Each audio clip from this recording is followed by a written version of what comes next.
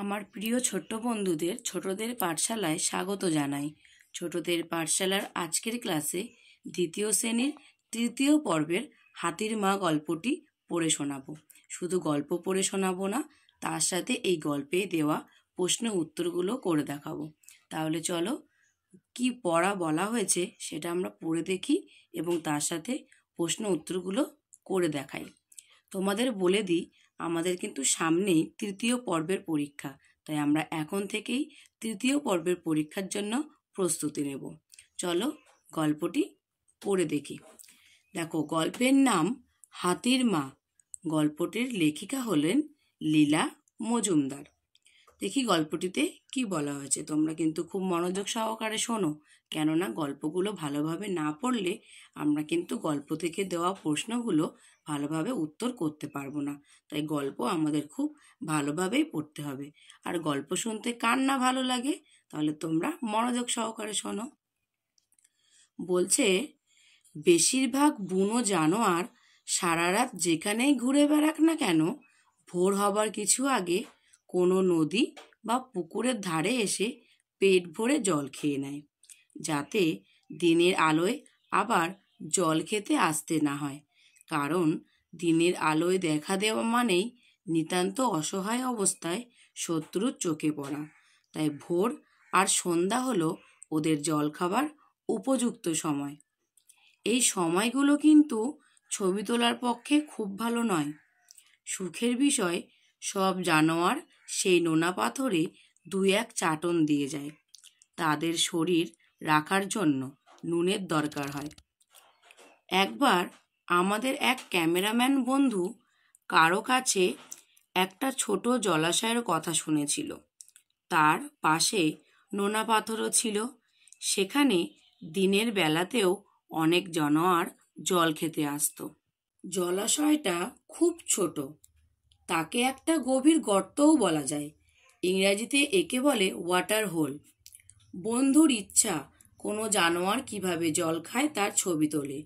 তাই বিকেল থাকতে সে গিয়ে একটা গাছে উঠে বসলো। তখন জলাশয়ের ধারে কেউ ছিল না। একটু পরেই প্রকাণ্ড একটা পুরুষ হাতি এসে জল খেতে লাগলো। জল খাচ্ছে তো জলই খাচ্ছে। তার জল খাওয়ার বহর দেখে বন্ধু তো অবাক হয়ে গেল। এদিকে বন থেকে একটা বাচ্চা হাতিও বেরিয়ে এসে জলের কাছে গিয়ে দাঁড়ালো, কিন্তু জল অবধি এগোতে সাহস পেল না। বুড়ো হাতিটা তাকে দেখেই চটে গেল। সুর নেড়ে তেড়ে এলো। সে বেচারা অমনি জঙ্গলের দিকে ভাগলো। বুড়ো আবার জল খেতে আরম্ভ করলো। হঠাৎ তার পিছন দিক থেকে বাচ্চা হাতিটা আবার এসে হাজির হলো। এবার তার সঙ্গে তার মাও এসেছিল। মা হাতি গায়ে পায়ে বুড়ো হাতির চাইতে একটুও ছোট ছিল না। মা তার ছেলে চুপ করে একটুক্ষণ তাকিয়ে রইল। তারপর বাচ্চাটাকে দূরে দাঁড় করিয়ে রেখে মা একা এগিয়ে এসে সুর তুলে বুড়োর পিছনে এমনি জোরে সপাত করে এক বাড়ি মারল যে বুড়ো আঁতকে উঠে এক মুহূর্ত দেরি না করে ল্যাজ তুলে বনের দিকে দৌড় দিল। তখন মা বাচ্চার দিকে তাকাতে সে এগিয়ে এসে পেট ভরে জল খেলো। তারপর মাও জল খেয়ে বাচ্চা নিয়ে হেলে দুলে বনে ফিরে গেল। বন্ধুও গাছ থেকে নেমে এসে আস্তানার দিকে চলল। তার মানে হলো, মানুষ আর জানোয়ারে আসলে খুব বেশি তফাৎ নেই। বন্ধুরা, তাহলে আমরা গল্পটি পড়লাম। গল্পটি কিন্তু খুব সুন্দর একটি গল্প, তাই না? এই গল্পটিতে আমরা কি বুঝলাম বলো তো? যে মায়ের কোনো তুলনা হয় না, সেটা মানুষেরই হোক বা জন্তু জানোয়ারের। এবার আমরা শব্দার্থটা পড়ে শোনাই। দেখো, এখানে বলেছে জানোয়ার। জানোয়ার শব্দের অর্থ পশু। নিতান্ত মানে খুব। তারপরে বলেছে অসহায় মানে নিরুপায়। আস্তানা বাসস্থান বা ডেরা। বন্ধুরা, এবার আমরা প্রশ্নের উত্তরগুলো করব। দেখো, বলেছে নিচের প্রশ্নগুলির উত্তর লিখি। আমি তোমাদের জন্য খাতাতে প্রশ্নের উত্তরগুলো লিখে রেখেছি। তোমরা খুব মনোযোগ দিয়ে শোনো এবং দেখো, তারপর তোমরাও কিন্তু নিজেরা এই প্রশ্নের উত্তরগুলো করতে পারবে। দেখো, প্রথম প্রশ্ন বলেছে বুনো জানোয়াররা কোথা থেকে জল খায়? বুনো জানোয়াররা কোথা থেকে জল খায়? আমরা গল্পে পড়েছি বুনো জানোয়াররা নদী বা পুকুরের ধারে এসে জল খায়। বুনো জানোয়াররা নদী বা পুকুরের ধারে এসে জল খায়। দেখো পরের প্রশ্ন, কেন তারা ভোরবেলা আর সন্ধ্যায় পেট ভরে জল খেয়ে নেয়? কারণ দিনের আলোয় শত্রুর চোখে যেন না পড়ে, তাই তারা ভোর আর সন্ধ্যায় জল খেয়ে নেয়। কারণ দিনের আলোয় শত্রুর চোখে যেন না পড়ে, তাই তারা ভোর আর সন্ধ্যায় জল খেয়ে নেয়। কোন সময় ছবি তোলার পক্ষে ভালো নয়? কোন সময় ছবি তোলার পক্ষে ভালো নয়? এটাও কিন্তু আমরা পড়েছি। ভোর আর সন্ধ্যাবেলা যখন বন্য প্রাণীরা জল খায়, এই সময় ছবি তোলার জন্য ভালো নয়। ভোর আর সন্ধ্যাবেলায় যখন বন্য প্রাণীরা জল খায়, এই সময় ছবি তোলার জন্য ভালো নয়। দেখো পরের প্রশ্ন কি বলেছে, শরীরে নুনের চাহিদা জন্তুরা কিভাবে মেটায়? শরীরে নুনের চাহিদা জন্তুরা কিভাবে মেটায়? নোনা পাথরে 2-1 চাটন দিয়ে জন্তুরা নুনের চাহিদা মেটায়। নোনা পাথরে 2-1 চাটন দিয়ে জন্তুরা নুনের চাহিদা মেটায়। ক্যামেরাম্যানের শখটি কি? ক্যামেরাম্যানের শখটি কি ছিল, তাই তো? ক্যামেরাম্যানের শখ ছিল কোনো জন্তু কিভাবে জল খায় তার ছবি তোলা। ক্যামেরাম্যানের শখ ছিল কোনো জন্তু কিভাবে জল খায় তার ছবি তোলা। বাচ্চা হাতি তার মাকে নিয়ে এসেছিল কেন? বাচ্চা হাতি তার মাকে নিয়ে এসেছিল কেন মনে আছে?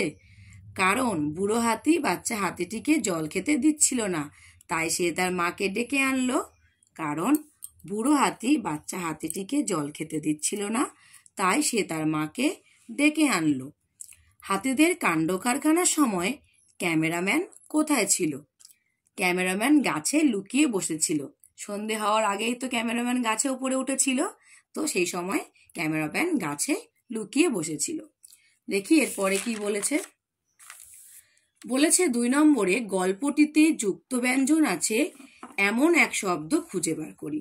সেই যুক্ত ব্যঞ্জন দিয়ে নতুন শব্দ তৈরি করি। দেখো অনেক যুক্ত ব্যঞ্জন দিয়ে শব্দ আছে, আমি তোমাদের জন্য সব শব্দগুলো বার করে তারপর নতুন শব্দ তৈরি করে আমি তোমাদেরকে এখানে দেখিয়ে দিয়েছি। দেখো প্রথম হলো উপযুক্ত। এখানে যুক্ত ব্যঞ্জন হলো কয় তয়।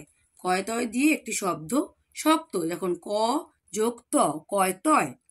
শত্রু, তয়রা ফলা হলো এখানে যুক্ত ব্যঞ্জন। পত্র, ত যোগ র পত্র।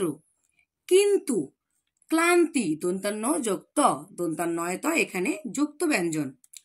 পক্ষে, রক্ষা, কয় মূর্ধন্য ষ এখানে যুক্ত ব্যঞ্জন। প্রকাণ্ড, পণ্ড, মূর্ধন্য যোগ ড মূর্ধন্য যোগ ড এখানে যুক্ত ব্যঞ্জন, মূর্ধন্যয় ডয়। খাচ্ছে, উচ্ছে, চ যোগ ছ চয় ছয়, চয় ছয় হলো এখানে যুক্ত ব্যঞ্জন। জঙ্গল কি হবে? মঙ্গল, উম যোগ গ মঙ্গল, উময় গ এখানে যুক্ত ব্যঞ্জন। আরম্ভ, সম্ভব, দন্ত স ময় ভয় ব সম্ভব, ম যোগ ভ ময় ভয় এখানে যুক্ত ব্যঞ্জন। আস্তানা, রাস্তা, দন্ত শয়ত এখানে যুক্ত ব্যঞ্জন। 3 নম্বরে বলেছে উময় গয় বসিয়ে লিখি। এখানে উময় গয় বসিয়ে আমাদের শব্দ লিখতে হবে। দেখো বরিগের জ ড্যাশ ল ছিল, তাহলে এখানে হলো বরিগের জ উময় গয় ল জঙ্গল। দ ড্যাশ ল দ উময় গয় ল দঙ্গল। অ ড্যাশ দন্তান্ন অ উময় গয় দন্তান্ন অঙ্গন। পয়রা ফলা আকার ড্যাশ দন্তান্ন পয়রা ফলা আকার উময় গয় দন্তান্ন প্রাঙ্গণ। 4 নম্বরে বলেছে বিপরীত শব্দ লিখি, অর্থাৎ যে শব্দটি দেওয়া আছে তার উল্টো শব্দ আমাদেরকে লিখতে হবে। উপযুক্ত, তার বিপরীত কি হবে? অনুপযুক্ত। পিছনে, সামনে, পিছনে, সামনে। বুড়ো, জোয়ান, তফাৎ, মিল। তারপরে দেখো 5 নম্বর বলেছে বাক্য রচনা লিখি। এমন শব্দ দেওয়া থাকবে যে শব্দগুলিকে দিয়ে আমাদের একটি অর্থপূর্ণ বাক্য তৈরি করতে হবে। দেখো প্রথমে বলেছে হাতি, খুব সহজ, আমি চিড়িয়াখানায় হাতি দেখেছি। তারপরে দেখো রয়েছে মা, আমার মা খুব ভালো রান্না করে। প্রকাণ্ড, আমার বাড়ির সামনে প্রকাণ্ড বটগাছ আছে। তারপরে দেখো কি বলেছে, মুহূর্ত, মুহূর্তের মধ্যে আকাশে কালো মেঘ ভরে গেল। গর্ত, বিড়ালের ভয়ে ইঁদুর গর্তে ঢুকে পড়ল।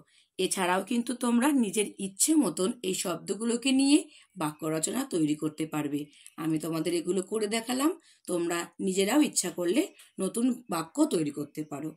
তাহলে বন্ধুরা, আজকের ক্লাসটি এখানেই শেষ হচ্ছে। ভিডিওটি ভালো লাগলে লাইক, শেয়ার এবং কমেন্ট করতে ভুলো না। আর চ্যানেলটি কিন্তু অতি অবশ্যই সাবস্ক্রাইব করে নাও এবং তার সঙ্গে বেল আইকনটিও ক্লিক করে নাও। তাহলে যখনই ভিডিও আপলোড করা হবে তার নোটিফিকেশান তোমরা পেয়ে যাবে। দেখা হচ্ছে অন্য কোনো ক্লাসে নতুন কিছু বিষয় নিয়ে। ততক্ষণ ভালো থেকো, সুস্থ থেকো, ছোটদের পাঠশালা চ্যানেলের সাথে যুক্ত থেকো।